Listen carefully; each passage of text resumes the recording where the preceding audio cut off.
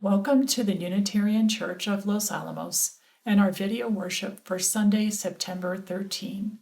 My name is Barbara Franzek. I'm the Vice President of your congregation. I am blessed to be part of this church and have formed many wonderful friendships that have sustained me during these uncertain times, and I'm hopeful that we will all be together again soon. If you should ever need anything from us, please contact any board member of our church.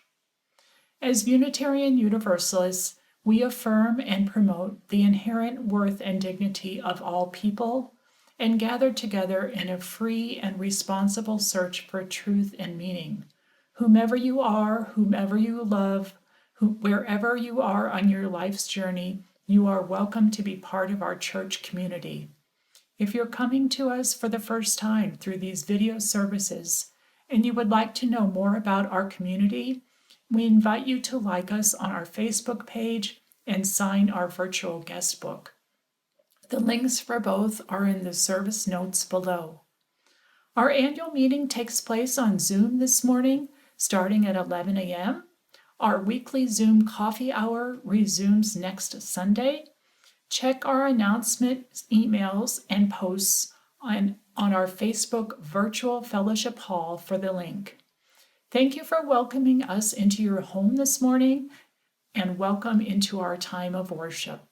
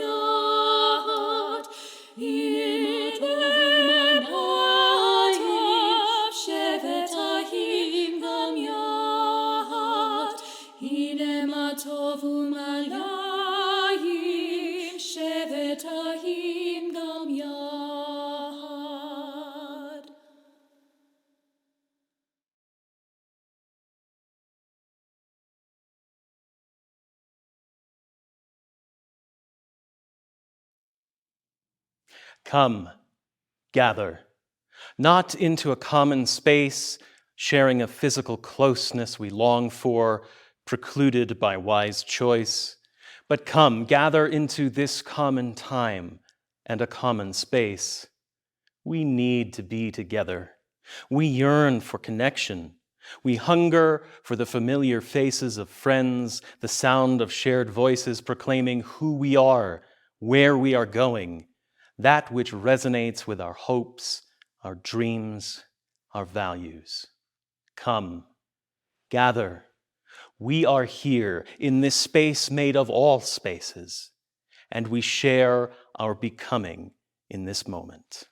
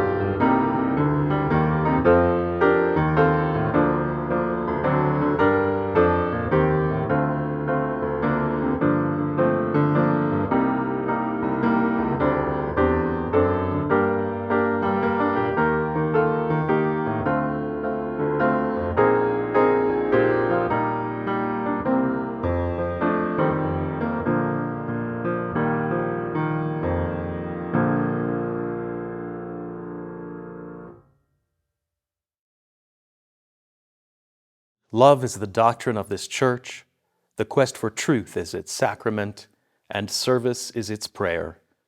To dwell together in peace, to seek knowledge in freedom, to serve life in fellowship, to the end that all souls shall grow in harmony. Thus do we covenant with each and with all. Candles have been lit this week for our congregation, that we all stay healthy and are able to be together in worship in the near future, for any and all people threatened by the wildfires on the West Coast, and for Barbara Chorale, a dear friend of our music director, Nylea, who recently passed away. I light these candles for all our joys and all our sorrows, whether shared in our community or held in a quiet place in our hearts.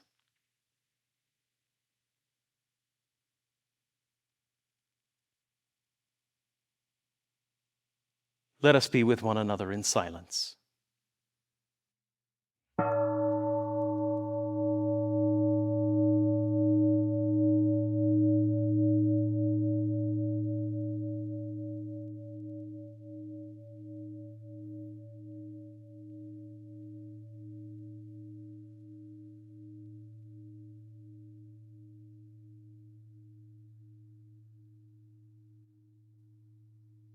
Please join with me in a spirit of prayer and reflection.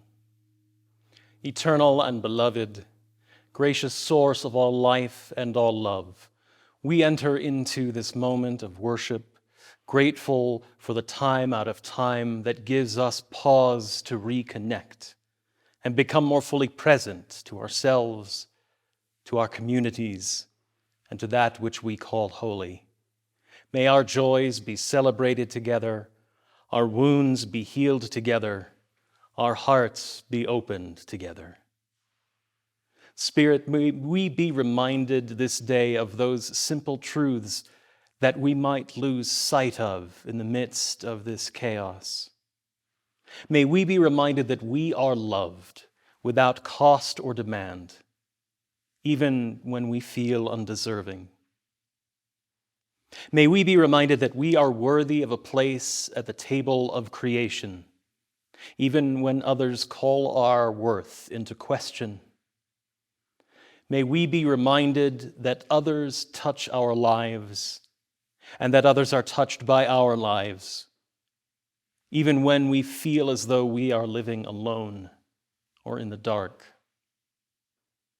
May we be reminded that the seeds of love and understanding are planted within us, and that it is the greatest call of our faith to find and to nourish those seeds in ourselves and in each other. May we hold this community in our hearts throughout the week to come, and in turn, know that we are held by it. All this we pray in the names of those known and unknown, present and absent, remembered and forgotten, in the names of all the helpers of humankind. Amen.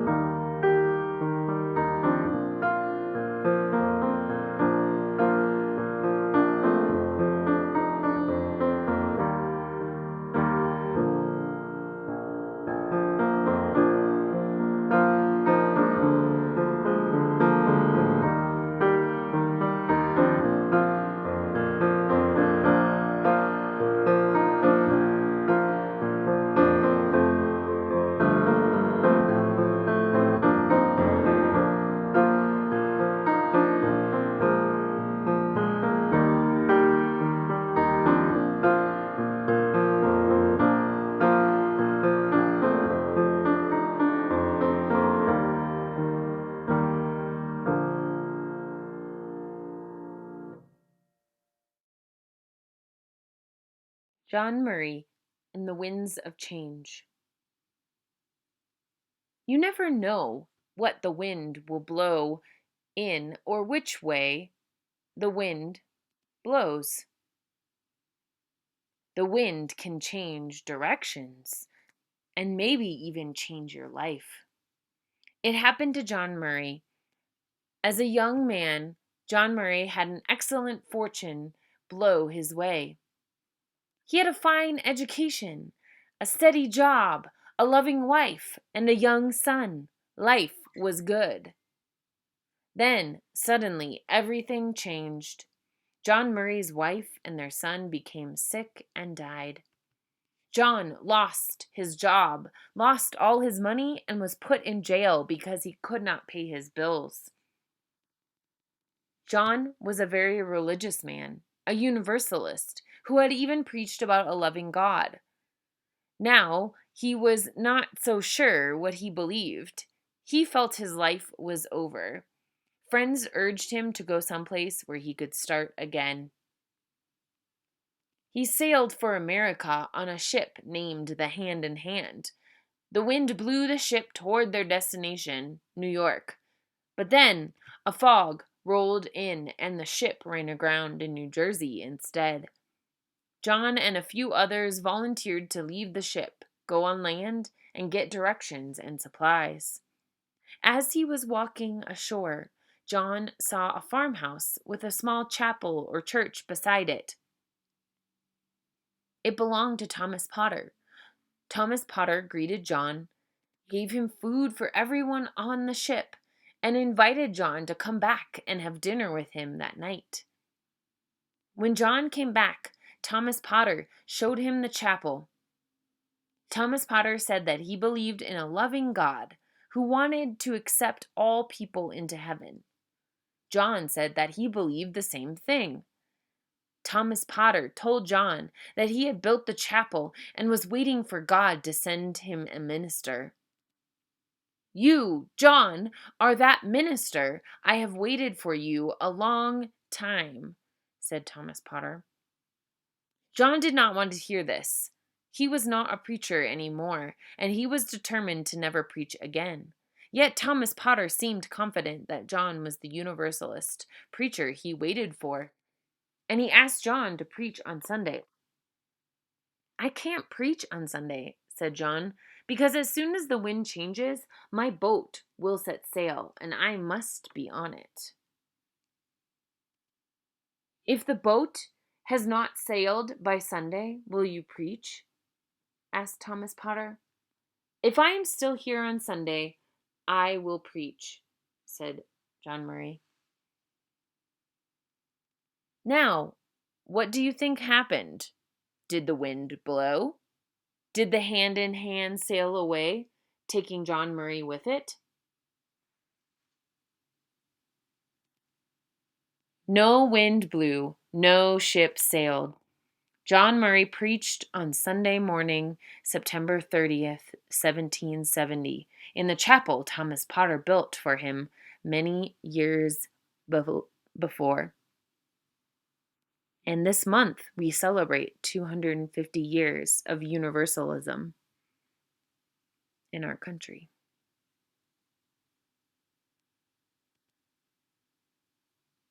The universalist message of the power of love was good news to many who heard it. It was good news for John. The winds of change blew yet again for John Murray. He now wanted to preach more than anything, and he did for many years, and helped found Universalism in America. Universalism is believing in the power of love for all people.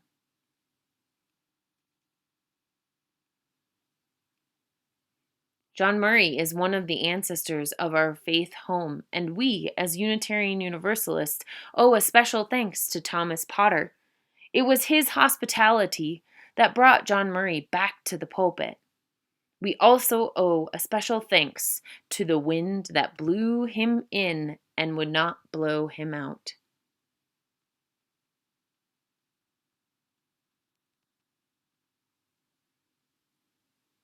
Here may you know that you are lovable and that indeed you are loved. And may you carry that love out into the world as a blessing. So, as universalism teaches about the power of love, may we continue on this 250th year of celebrating universalism in our country. May we continue to bring that love out into the world as a message for all. And may you continue to bring that love and show that love to people in your life. And you can do that this week as your intention table activity.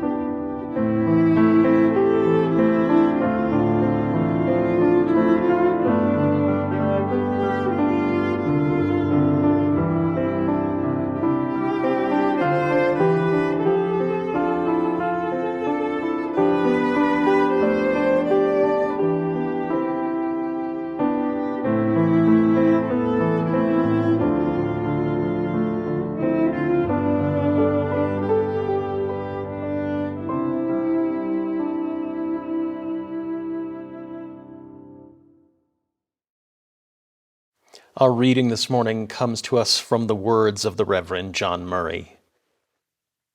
Go out into the highways and byways. Give the people something of your new vision. You may possess a small light, but uncover it. Let it shine. Use it in order to bring more light and understanding to the hearts and minds of men and women. Give them not hell, but hope and courage. Preach the kindness and everlasting love of God.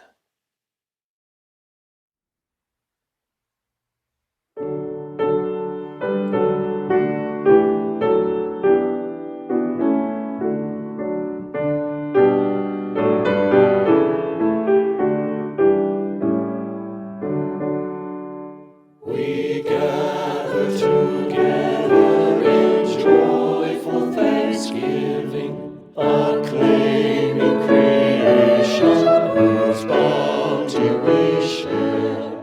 Both sorrow and gladness we find now in our living. We sing a hymn of praise to the life that we bear. We gather together to join in the journey, confirming, committing our passage to be a true affirmation in joy and tribulation. When bound to human care and hope, then we are free.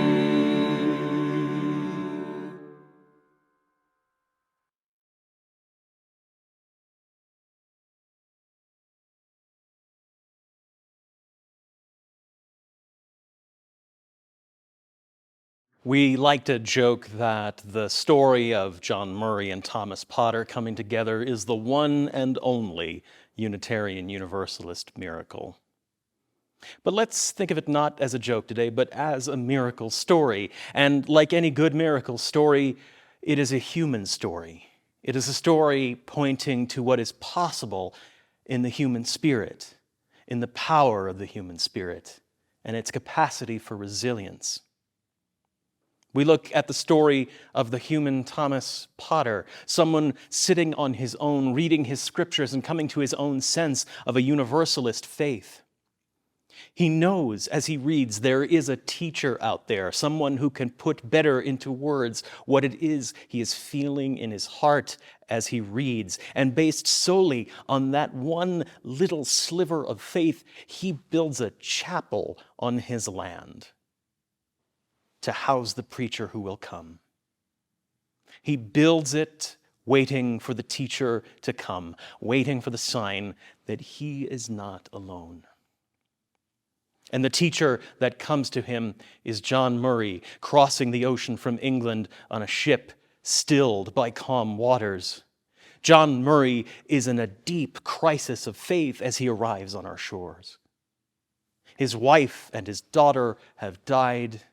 He has just been released from time in debtor's prison, and the universalist faith that he has come to and loved so dearly through the words of his own mentors in England has been completely shattered by these experiences. He travels to America seeking a new life, a new career. He vows he will never preach again. And somehow, fate draws these two together. And that quiet, expectant faith that Potter demonstrates somehow ignites what little remains of Murray's own faith. And in Potter's faith, he finds the fire to give the farmer the words he has been waiting for and the sign to tell him that he is not alone in the faith and the sentiment that he has found. He gives the words Potter has been waiting for. Now, our reading this morning are not Murray's original words of the sermon, but they are his words, and they are a good summary of Murray's message to the world. That we are to give one another not a sense of hell, but a sense of hope and courage. That we are to preach to one another the everlasting love of God. An unbreakable, loving spirit in the world. And in preaching those words to Potter, Murray renews his own faith, renews his faith to an extent that the fire comes back to his belly, and he establishes a church that is based in that message of God's everlasting and unshakable love. Now, I love this story because from day to day, from minute to minute really, I can find myself reflected in the various versions of the characters that we find. Some days, I am Murray's fired-up preacher, ready to preach that message, not of hellfire, but of hope. And some days I possess something more akin to Thomas Potter's quiet and expectant faith, waiting to see what the world has to show me. And some days I am even John Murray in his crisis of faith. Some days I have deep, deep doubts. And I confess to you today that my identification with John Murray's crisis of faith has been rather strong of late. I have been struggling with my own embrace of the universalist message. Because I look around me and I wait and see what the world has to show me, and what I see and what I can't seem to take my focus away from is humanity's capacity for selfishness and self-justification. It is on such blatant display of late. With loud and proud refusals to wear masks for the benefit of others in a claim of self-justified freedom, in the abuse that I see of people who would demand that they wear their masks, of the callous disregard that is expressed for the unnecessary deaths that have resulted from this pandemic. From those who would, in one breath, deny that there is a need for racial justice in this world, or economic justice in this world, or environmental justice in this world, simply because they themselves have never experienced a moment of unfairness in their life, and then, in the same breath, turn around and deny the reality of any privilege they might experience. Turning on the television or reading my newspaper daily to see so many acts of evil carried out blatantly in front of us without any sense of hope for any sort of accountability, I teeter on the edge of despair some days. And I start to wonder, is there any truth to the faith that I profess? Am I simply fooling myself with my own message, the message that I give to you from week to week? Is boundless, unconditional love really enough to create a change in the world? And even if it is everyone truly worthy of that love? And then when I hit my lowest moments, sinking into the endless act of doom scrolling through my phone or my iPad, I find myself judging people unworthy and casting them into clever and awful mental hells of my own devising. I fall into despair. But before I give up completely, before I sink away into nothing, I read the story of our one Unitarian Universalist miracle. And I am reminded of the person of Thomas Potter, the person who pins all his hopes in quiet expectation that someone will come. And I remember someone is still waiting. Someone somewhere is waiting for that message. Someone somewhere is looking at the world and examining their own hearts and deciding, as I express to myself in my own internal daily mantra, that the world does not have to be like this. That the world can be better. Someone somewhere is waiting for the sign that they are not alone. And as I remember this, I take a moment to breathe and still the troubled waters of my own soul. To pause and to remember that we call this a faith because we pin our hopes on what could be, on the better world that could be. And that the message matters because of this faith, because faith tells me there is work yet to be done, and it is my work. Because this transformative love that we name needs my participation. This transformative love cannot work in the world without the work of my own two hands in tandem with it. And then I remind myself that to cling to my own sense of helplessness, to sink away into complete nihilism and despair, would be to withhold my hands and to count myself among the ranks of the selfish. I need from time to time to stop and to renew my commitment to the central idea of my faith. And now here we are at our ingathering, at the start of a new church year. It is an arbitrary point on the calendar, but it is a good as time as any to begin anew with something.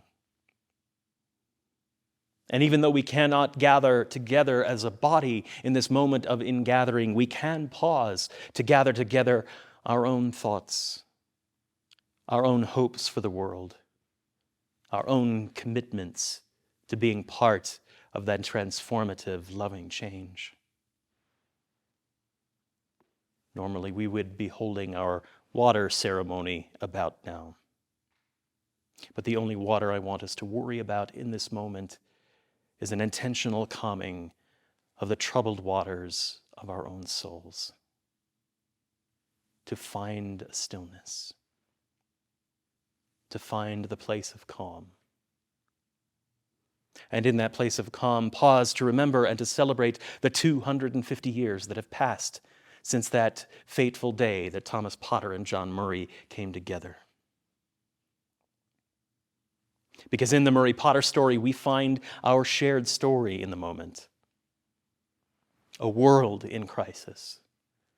A world waiting and hoping for a better way.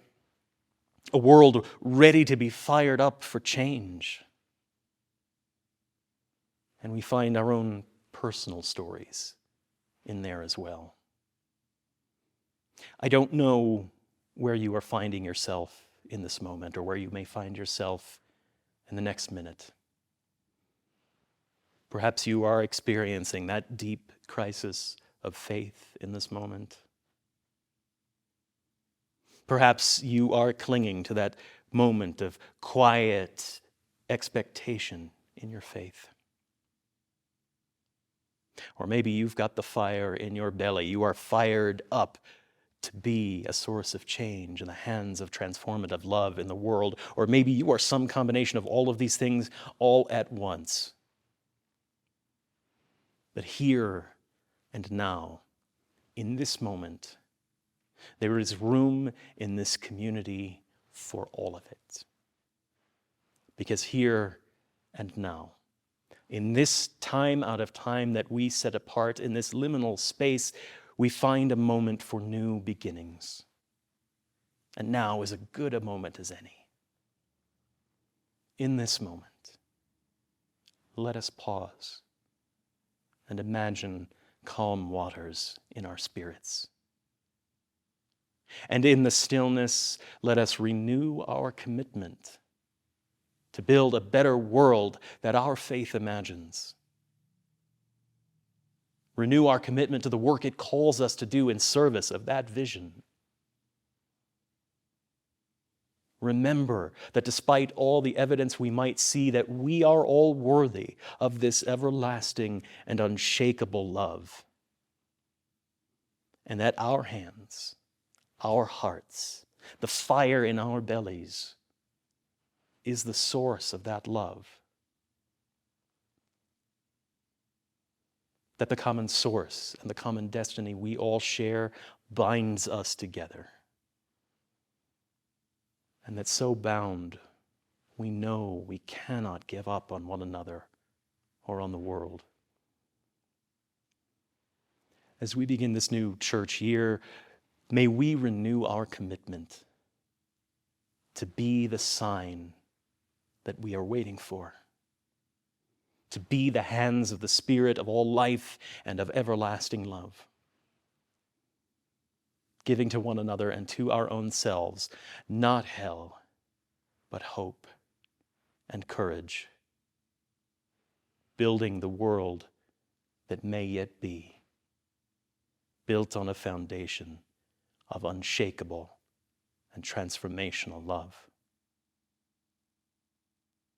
May it be so.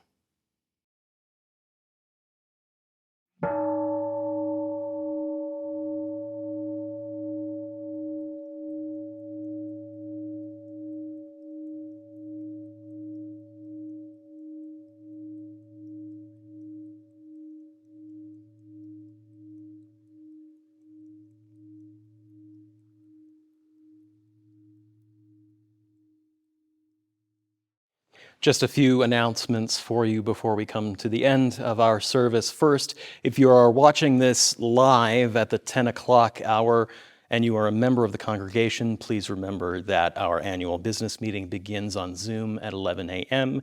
You should have your voting packet in hand by mail already, and we want you to remember that those ballots are due back into the church office by September 21st. And secondly, we still have time to sign up for your home sanctuary kit in tandem with our Creating Sabbath Space program that begins next week. Those boxes will contain miniature chalices and hymnals and other things to make your home space feel a little bit more like your church space for Sunday morning.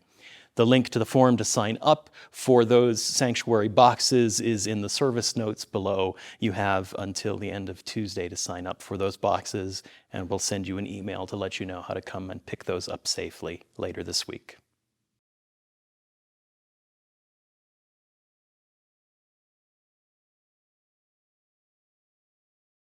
And now it is time to give a gift from our church community to the larger community of which we are a part.